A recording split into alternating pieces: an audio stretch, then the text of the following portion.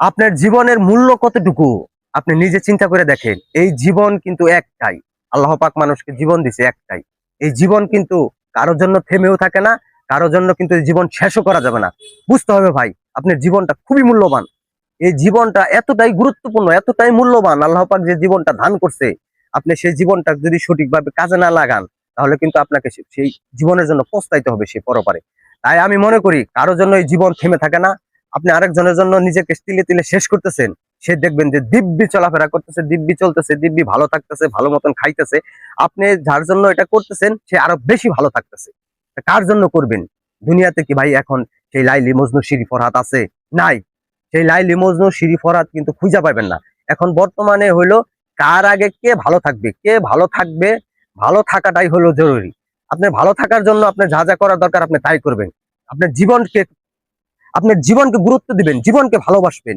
নিজের জীবন, আপনার জীবন বুঝেন নাই এটার মূল্যটা কতটুকু, এটার ভালোবাসতে শিখেন।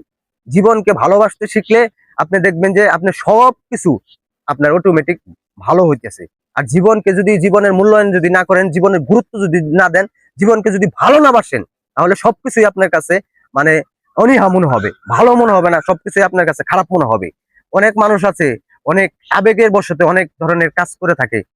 অনেকেই আছে, অনেক ছেলে, অনেক মেয়ে, অনেক মা বোনেরাও আছে আবেগের বশে কিন্তু অনেক কাজ করে থাকে। ভাই, করা যাবে না, এসব করা যাবে না। আপনি যার জন্য করতেছেন তার কাছে আপনি চিন্তা ভাবনা করে দেখেন, তার কাছে যদি আপনার মূল্যায়ন থাকতো তাহলে আপনার কিন্তু সেটা করতে হইতো না। মূল্যায়ন নাই বিদায় আপনার কিন্তু সেটা করতে হইতাছে। আপনাকে বুঝতে হবে, মূল্যায়ন থাকলে আপনাকে সেটা তো করার কোনো কোনো প্রয়োজন নাই। মূল্যায়ন নাই বিদায় আপনি করতেছেন। তাই এটা ভাইবা চিন্তা করেন। যার কাছে মূল্যায়ন আছে সে আপনাকে কষ্ট পাইতে দিবে না। যার কাছে আপনার মূল্যায়ন আছে সে আপনাকে দুঃখ পাইতে দিবে না। যার কাছে মূল্যায়ন আছে সে আপনাকে ভালোবাসবে, ভালোবেসে আপনাকে আগলে ধরে রাখবে। আর আপনাকে কষ্ট পাইতে সে কখনোই দিবে না। তাই বুঝা শুনে কাজ করতে হবে। এটা না বুঝলে জীবন শেষ, জীবন ব্যর্থ। আর ব্যর্থ জীবন নিয়ে বাঁচাটা ঠিক না। বুঝতে পারছেন? নিজেকে ওইভাবে তৈরি করতে হবে মানুষের কাছে।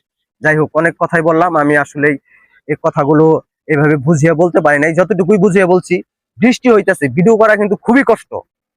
দেখেন, এই বৃষ্টির মধ্যেও কিন্তু আমাদের ভিডিও করতে হয়। যারা আমরা এই কন্টেন্ট ক্রিয়েটর যারা আছি, ছোট বড় যাই আছি, ভিডিও কিন্তু আপনাকে পোস্ট করতেই হবে রেগুলার। সেটা ঝড় হোক, বৃষ্টি হোক, যেভাবেই হোক, ভিডিও করতে হবে।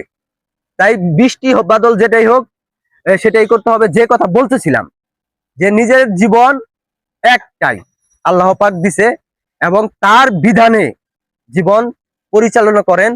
জীবনটা সুন্দর হবে। জীবনকে ভালোবাসুন, মানুষ